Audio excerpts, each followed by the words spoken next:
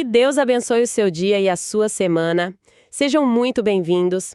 Hoje, a gente vai mergulhar no capítulo final do livro de Ezequiel. É um final, surpreendente. Depois de tantas visões sobre queda, sobre a glória de Deus indo embora, o livro termina com um projeto, quase um projeto de engenharia divina, de restauração total. Nossa análise de hoje se baseia num comentário bem aprofundado sobre Ezequiel 48, e a nossa missão é tentar entender o propósito por trás de tanto detalhe.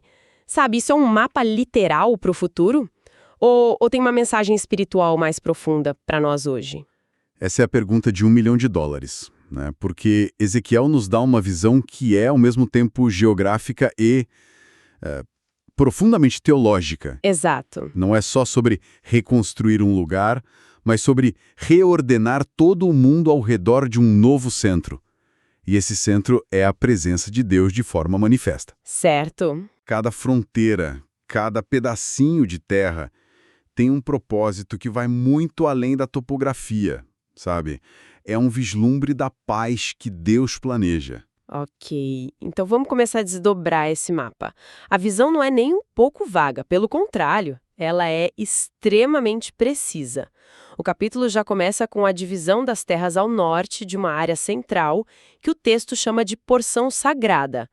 Como é essa organização? É de uma simetria, assim, impressionante.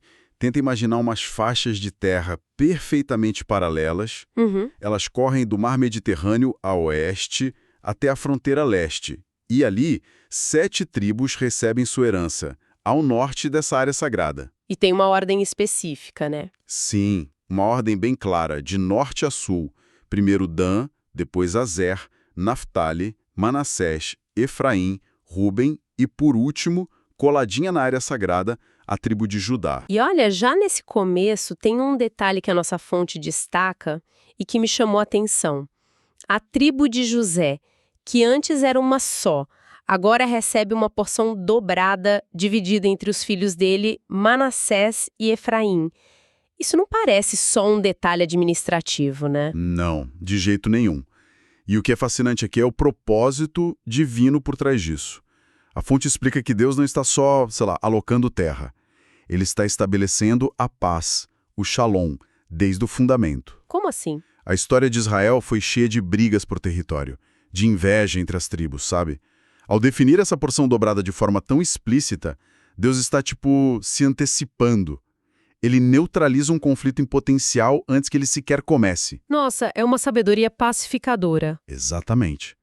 Mostra que a ordem dele visa a harmonia, não a competição. É a sabedoria divina aplicada na geografia, na política, e essa lógica toda ela continua na parte sul da área sagrada. Continua, e com uma camada de significado ainda mais profunda.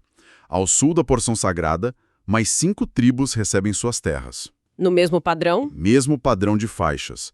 Benjamim, Simeão, Issacar, Zebulon e Gade. Mas aqui, a fonte aponta para a ordem.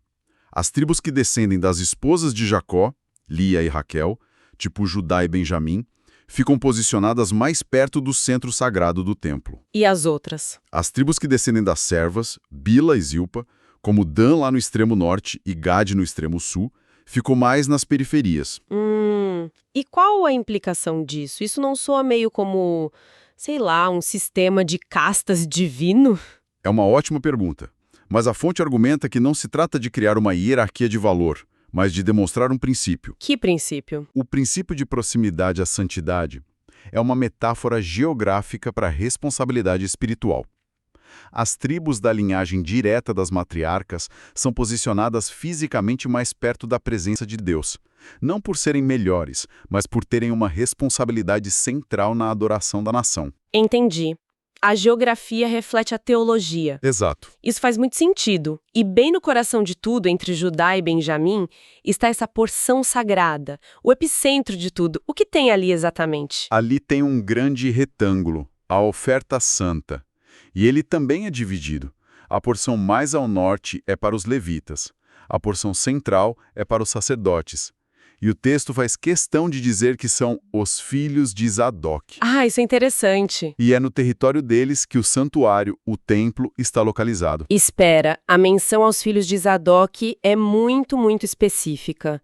Para quem não conhece a fundo essa história, por que essa linhagem é tão importante a ponto de ser destacada aqui? Essa é uma observação crucial. Zadok foi o sumo sacerdote que ficou fiel ao rei Davi e a Salomão, num período de muita traição, muita turbulência. Até outro sacerdote, Abiatar, se rebelou. Certo. Ao nomear especificamente a linhagem de Zadok, Deus não está só restaurando um prédio, ele está restaurando a pureza e a fidelidade do sacerdócio. É um selo divino na lealdade. Uau! Então é uma restauração da integridade, não só da estrutura. Perfeito. A nova ordem de Deus é construída sobre um fundamento de fidelidade, que foi provada. Entendi. E abaixo da terra dos sacerdotes e levitas, vem a cidade. Mas, espera um pouco. Em toda essa descrição super detalhada da futura capital de Israel, o nome Jerusalém nunca é usado. Isso é chocante. É como falar da restauração da França sem mencionar Paris. O que isso significa? Exatamente. A ausência do nome Jerusalém é um dos pontos mais radicais da visão. A cidade histórica carregava um peso de séculos de idolatria, de rebelião e, no fim, de julgamento. Então a visão é sobre algo totalmente novo. Totalmente novo. A cidade descrita com uma geometria perfeita. Um quadrado com 12 portões, 3 de cada lado, abertos para todas as direções. E cada um desses 12 portões tem o nome de uma das tribos de Israel. Isso não é um detalhe arquitetônico, é uma declaração. Me lembra na hora da Nova Jerusalém em Apocalipse, que também tem os 12 portões com os nomes das tribos. A conexão é direta, sem dúvida. Mas isso levanta uma questão interessante, né? A gente acabou de falar de uma organização da Terra que parece hierárquica, com tribos mais perto e mais longe do centro. Uhum. E agora temos uma cidade com 12 portões iguais, um para cada tribo, o que sugere acesso total e pertencimento para todo mundo. Como essas duas ideias convivem? É uma ótima pergunta. Parece até uma contradição.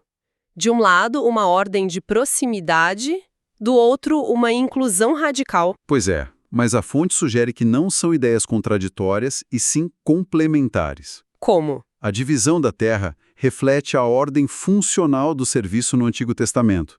Sacerdotes e levitas têm funções específicas que exigem essa proximidade. Os portões da cidade, por outro lado, refletem a identidade, o pertencimento. Ah, entendi. Na cidade de Deus, não importa a sua função ou onde você mora. Se você pertence ao povo da aliança, tem uma porta de entrada para você. A ordem funcional não anula a unidade do povo. Todos têm acesso. Isso é muito poderoso, uma teologia de ordem e inclusão lado a lado. Mas o clímax de toda a visão, o detalhe que amarra tudo, é o nome que essa nova cidade recebe, bem no último versículo do livro. É o ponto culminante. A frase que resume os 48 capítulos de Ezequiel. O nome da cidade será, em hebraico, Adonai Shammah. E a tradução é simplesmente O Senhor está aqui. O Senhor está aqui. Esse nome não é um título geográfico. É a declaração da própria natureza e do propósito da cidade. Todo o plano, tudo culmina nisso. A presença visível, palpável e permanente de Deus com seu povo. Então, voltamos à nossa pergunta inicial. O que tudo isso significa? A gente deve esperar que um dia alguém pegue isso como uma planta baixa e construa literalmente essa cidade? Ou o significado é outro? Se a gente conecta isso com o resto da Bíblia, a ênfase é sempre na realidade que a geografia aponta, sabe? A fonte nos lembra de outra profecia, a de Zacarias, que descreve uma Jerusalém futura tão cheia de gente que nem vai ter muros. Por quê? Porque o próprio Senhor será um muro de fogo ao redor dela, e a sua glória vai estar no meio dela. O tema é o mesmo. A presença de Deus é a verdadeira cidade, a verdadeira segurança. Ezequiel viu essa glória se retirar do templo. E a visão final é a promessa do seu retorno definitivo. É a reversão da maior tragédia de Israel. Exato. E a nossa fonte também traça paralelos incríveis com o Novo Testamento, mostrando como essa visão ecoa séculos depois. Sim, E acho que vale a pena a gente explorar isso um pouco mais. Claro. Vamos pegar um exemplo. O rio que flui do templo. No capítulo 47, Ezequiel vê um rio de água viva saindo debaixo do templo. E esse rio cresce, fica mais fundo e leva vida por onde passa, curando até o Mar Morto. É uma imagem física de bênção. Uma imagem muito, muito poderosa. Agora, avance alguns séculos. Em João capítulo 7, Jesus está em Jerusalém e grita: "Se alguém tem sede, venha a mim e beba. Quem crer em mim, do seu interior fluirão rios de água viva." E o próprio João explica o que isso significa. Exatamente. João diz, ele dizia isso a respeito do Espírito. Veja a progressão. O que em Ezequiel era um rio físico saindo de um prédio, em Jesus se torna uma realidade espiritual, um rio interior, o Espírito Santo fluindo do coração de cada crente. Nossa! A promessa não foi cancelada, ela foi aprofundada, foi pessoalizada. A presença de Deus não estaria mais confinada a um lugar, mas habitaria dentro do seu povo. Isso muda tudo. Então, a visão de Ezequiel não é só uma profecia sobre um futuro distante. É também uma chave para a gente entender a nossa realidade espiritual agora. Exatamente. A mensagem final é que, enquanto a gente aguarda a restauração plena e gloriosa, a promessa de Adonai Shammah, o Senhor está aqui, já é uma realidade. É parcial, mas é verdadeira para quem crê. Pelo Espírito Santo, Deus habita em nós. A gente vive numa antecipação. Já provamos um pouco da alegria e da vida daquela cidade. É o famoso já e ainda não. Então, para resumir, a visão de Ezequiel 48 é muito mais que um mapa. É uma promessa poderosa de restauração, de paz divinamente ordenada, de unidade e, acima de tudo, do objetivo final da história, a glória de Deus habitando para sempre com a humanidade, primeiro em nós espiritualmente e um dia de forma completa. Perfeito. E a fonte nos deixa com um pensamento final para reflexão. O texto enfatiza como Deus determina todos os detalhes para impedir disputas. E isso nos leva a uma pergunta, né? Quantas dificuldades, quantos conflitos e dores nas nossas vidas, nas nossas comunidades, poderiam ser evitados se a gente buscasse se alinhar com a ordem e a vontade de Deus, que sempre visam a paz? Em vez de insistir nos nossos próprios planos, que tantas vezes geram competição. Um chamado para confiar na sabedoria do planejador divino. Exato. Um pensamento poderoso para a gente concluir. Que Deus abençoe todos os ouvintes.